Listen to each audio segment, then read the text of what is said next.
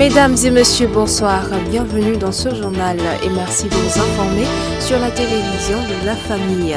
Car c'est pour nous une fête en l'honneur de l'Éternel. C'est le thème sous lequel l'Église des Assemblées de Dieu de Luxi a tenu une action de grâce. Rendre grâce à Dieu qui a permis à l'Église d'avoir un nouveau temple. Le compte rendu avec Habibalaï Bouremon et Daniel Ouetraogo.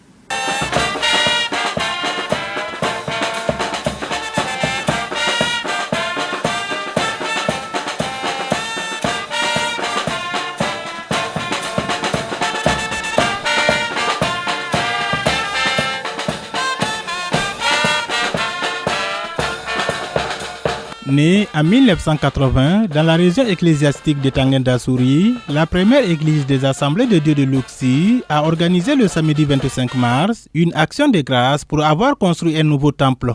À travers cette action de grâce, le pasteur a exhorté aux fidèles chrétiens de Luxi à avoir une foi inébranlable comme nos défensiers. Il y a beaucoup de choses qui m'ont marqué, surtout la vie de nos parents, dans leur vie spirituellement. Bon, c'est un peu différent que celle d'aujourd'hui, puisque, en tout cas, ils ont confié leur vie totalement à Jésus-Christ. Si on veut voir le premier chrétien qui s'appelle Tedrbero Bilal Zakari, bon, dès qu'il a converti seulement, il a jeté tous les fétiches et accepté Jésus.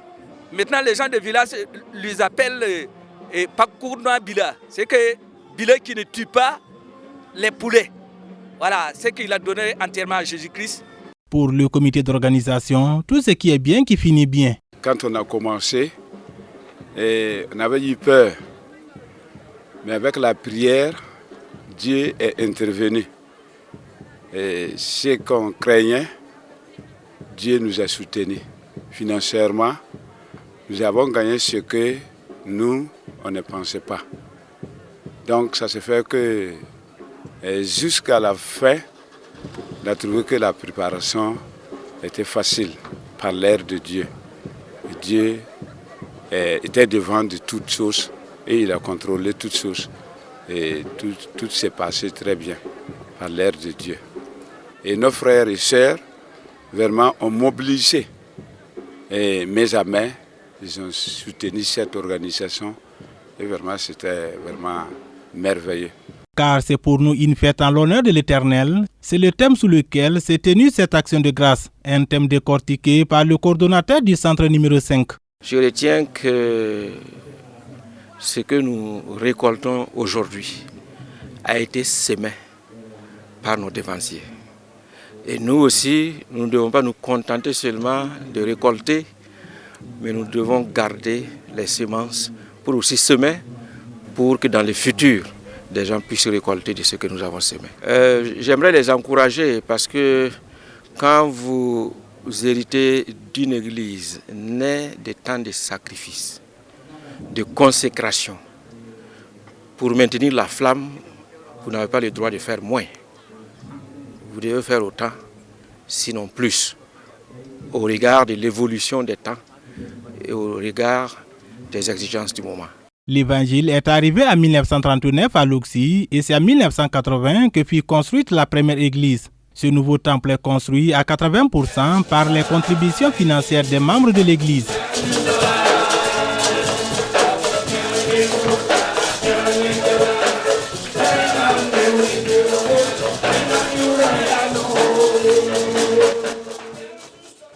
Ce sont 24 couples qui se sont dit oui pour le meilleur et pour le pire à la mairie de Saponay. Deuxième événement du genre, la tenue de ce mariage collectif est à l'initiative de l'Association des servantes de Christ régionale de Saponay.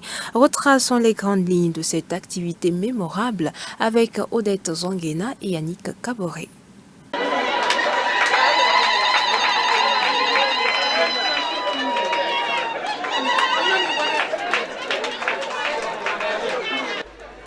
Moment de joie et de bonheur intense pour ces 24 couples de la commune rurale de Saponi qui ont fait leurs adieux au célibat. Ils ont décidé de s'unir dans les liens sacrés du mariage le même jour et de matérialiser leur volonté de mener une véritable vie de couple conformément aux règles de l'état civil, en présence d'autorités, de parents, de proches, d'amis et connaissances. Et pour officialiser leur union, ils ont sollicité Prosper Dwamba, premier vice-président de la délégation spéciale de Saponi. J'apprécie positivement, dans un premier temps, les femmes qui ont organisé cette journée. Je suis parfaitement content et j'en appelle à d'autres femmes, d'autres regroupements. Après la cérémonie civile, s'en est suivi de la bénédiction religieuse. Deuxième du genre, l'événement est organisé par l'Association des servantes de Christ de la région ecclésiastique de Saponi.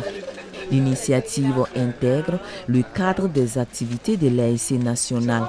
L'étape de la sous-région ecclésiastique de Saponi a ainsi tenu toutes ses promesses. Je suis très satisfaite parce que jusqu'ici, le Seigneur nous a accompagnés dans toute l'organisation. Il nous a accompagnés jusqu'ici. Et puis nous sommes reconnaissantes vers lui et nous lui disons merci parce que ça a permis que les couples qui n'étaient pas régularisés, ils ont pu le faire. Donc ils sont très contents et puis nous remercions Dieu pour cela. Pour ces couples unis dont les cœurs débordent de joie, l'heure est à la reconnaissance.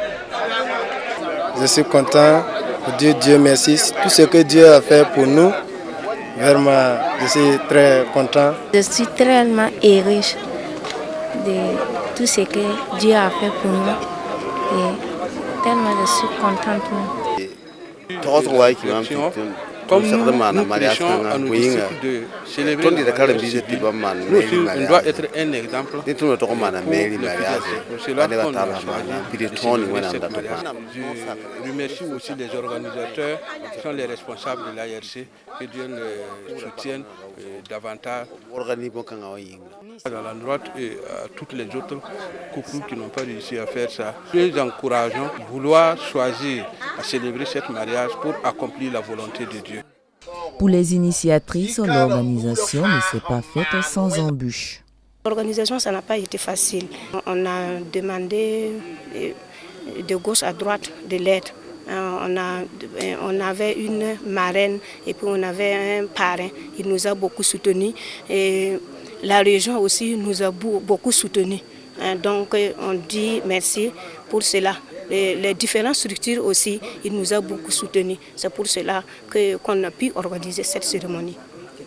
Le pasteur Jean Nayaga, trésorier général de la région ecclésiastique de Saponi, et le parrain Tegawene Cabré ont exprimé leur reconnaissance à l'ASC sans manquer de prodiguer des conseils aux nouveaux couples et aux potentiels candidats au mariage.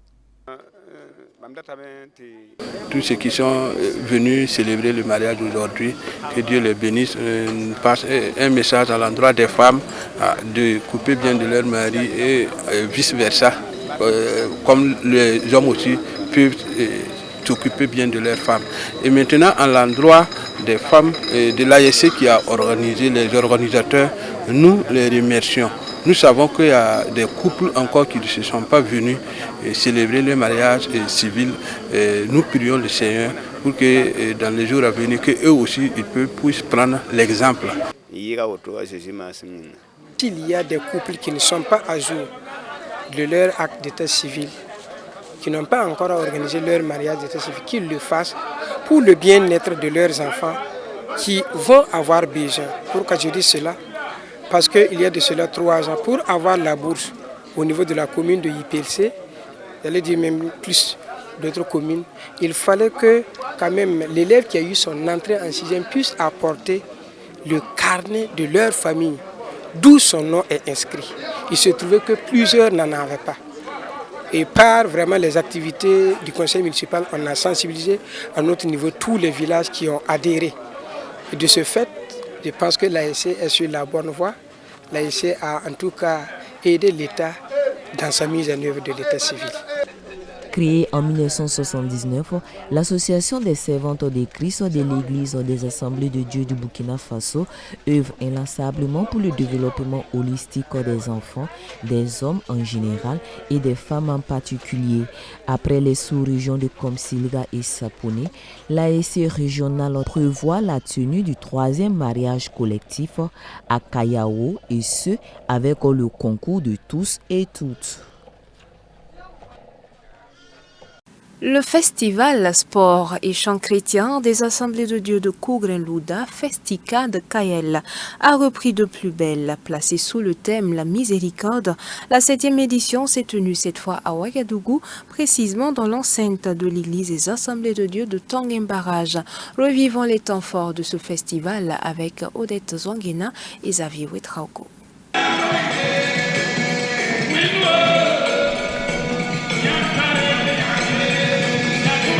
Après presque 4 années d'interruption pour cause d'insécurité, Paul Bamogo, le promoteur du festival Sport et Chants chrétiens de l'église des Assemblées de Dieu de Kougren-Louda, Festicade, veut ranimer la flamme et renforcer davantage les liens fraternels à travers la tenue de la 7e édition du dit festival, mais cette fois-ci à Ouagadougou, précisément à l'église des Assemblées de Dieu de Tanguen-Barrage.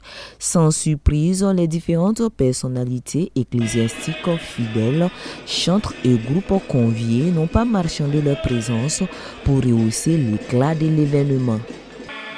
L'objectif visé à travers cette soirée, c'est comme j'ai dit, c'est la solidarité et l'entraide. À travers donc, la louange et l'adoration également, c'est un créneau donc, très formidable pour la fraternité, pour fraterniser ensemble également. Et je pense que les objectifs sont vraiment atteints vu ce que nous avons vécu aujourd'hui. Eu égard sont bien fondés, l'initiative est saluée à sa juste valeur de part et d'autre. Délocalisé ici à Ouaga, à l'église de Tanguen-Barrage, montre que malgré les difficultés, nous pouvons avancer encore. Donc j'ai saisi l'occasion pour remercier vivement le promoteur, mon frère Paul Bamogo, qui, malgré les difficultés, a tenu que la 7e puisse vraiment avoir lieu. Au vu de la volonté de Festica de se pérenniser, au vu du soutien aux déplacés, au vu de beaucoup de choses, je ne pouvais rester en dehors de ce soutien. Il a fallu que je me motive pour venir et souhaiter et motiver beaucoup de gens pour que Festica puisse être relancé.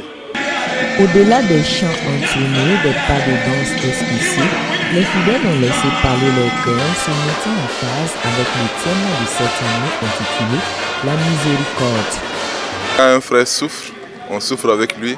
Quand une région est en peine, on est en peine. Et c'est ce qu'on a voulu faire pour soulager un peu des étudiants et leurs familles et venir en aide. C'est parfaitement biblique. Donc, on bénit Dieu pour cette initiative et on prie que ça se multiplie. On n'a pas visé une somme, mais tel que je vois que c'est bien parti, on va encaisser des millions. Ça, c'est sûr. C'est des millions qu'on est en train d'encaisser pour l'œuvre de Dieu. Et vous avez vu que ça a été fait de façon volontaire. Chacun vient, il donne, comme nous avons dit. Quand vous donnez, vous faites un don, vous donnez un sourire. L'initiative Solidarité Entraide Illumination, dénommée Soleil du promoteur du Festicade, visant à collecter des dons en nature et en espèces en faveur des déplacés internes et des personnes vulnérables, a fait des heureux.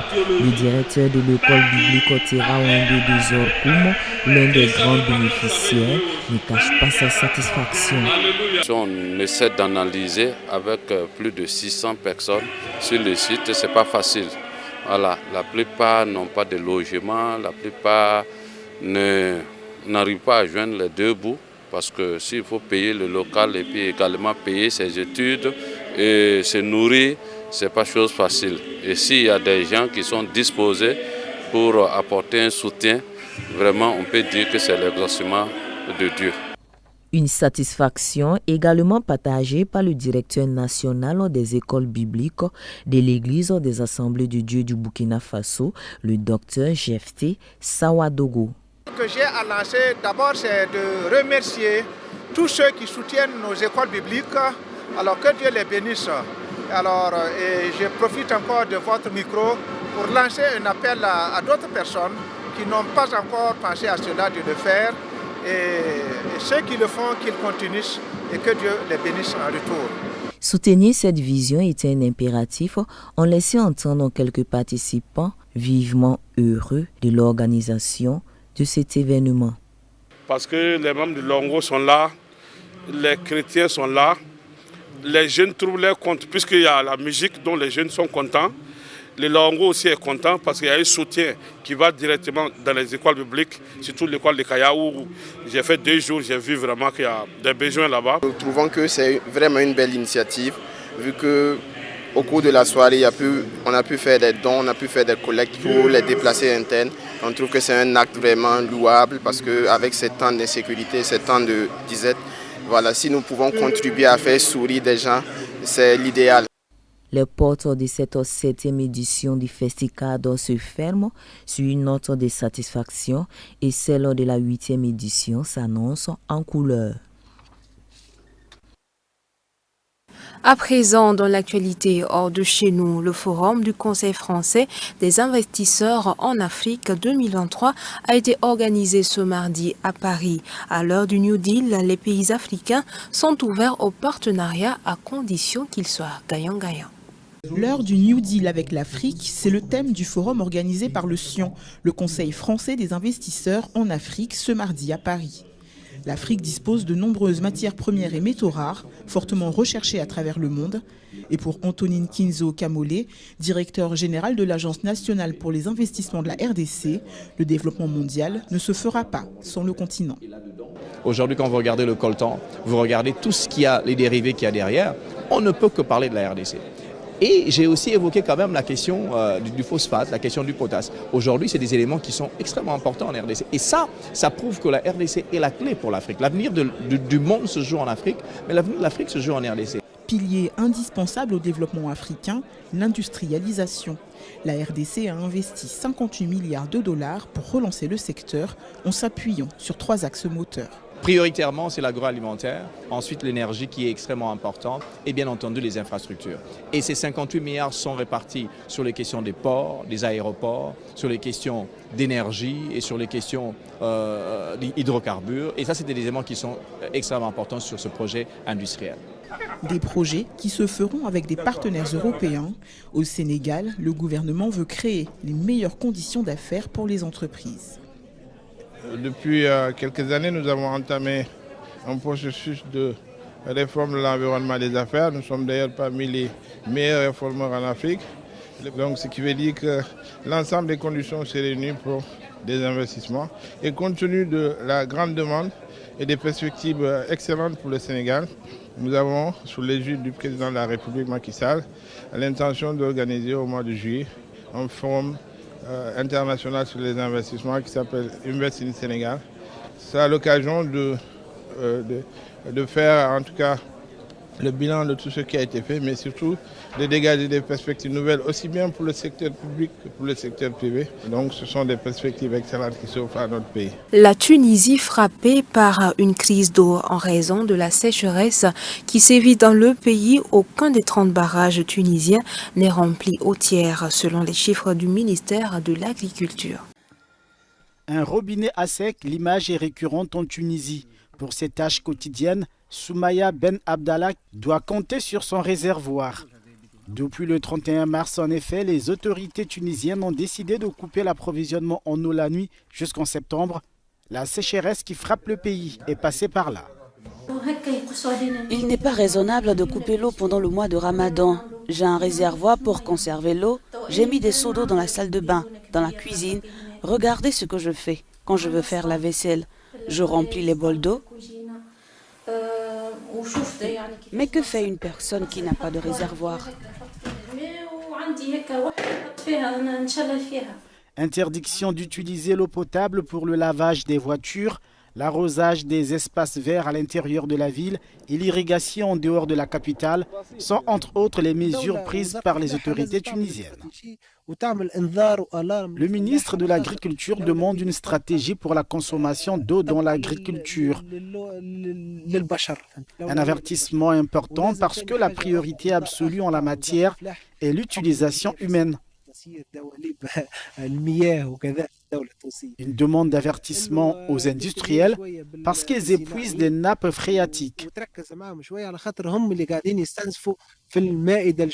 Cette terre craquelée témoigne du niveau de sécheresse dans le pays.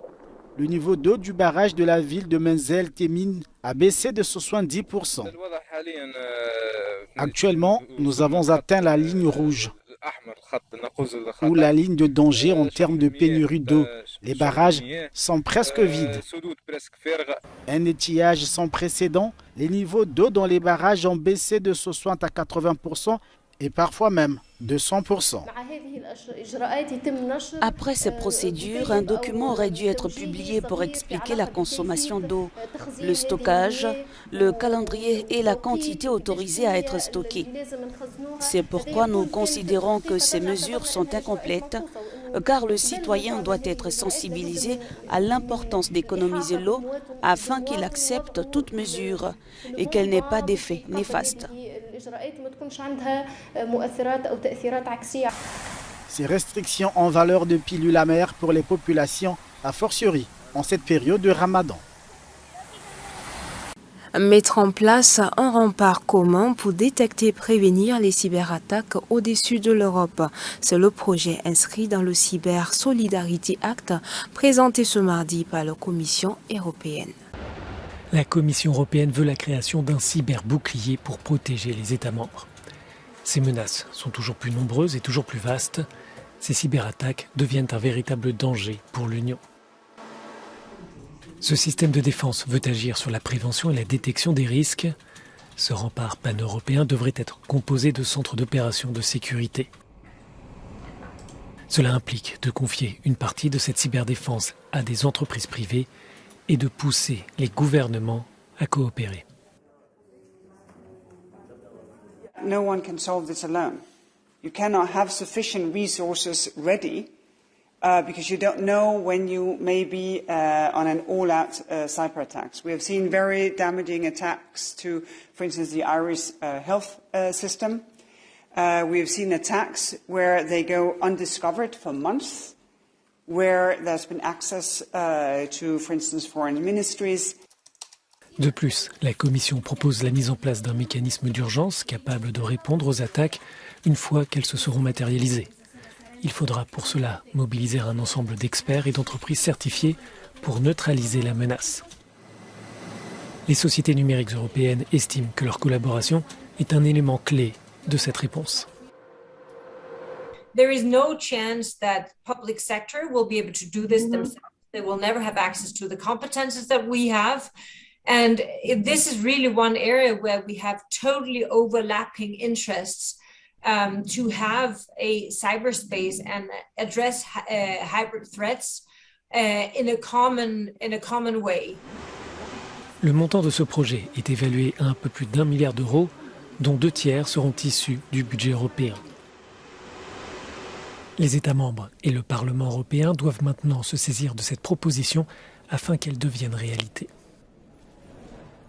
Et voilà, mesdames et messieurs, qui referme cette session d'information.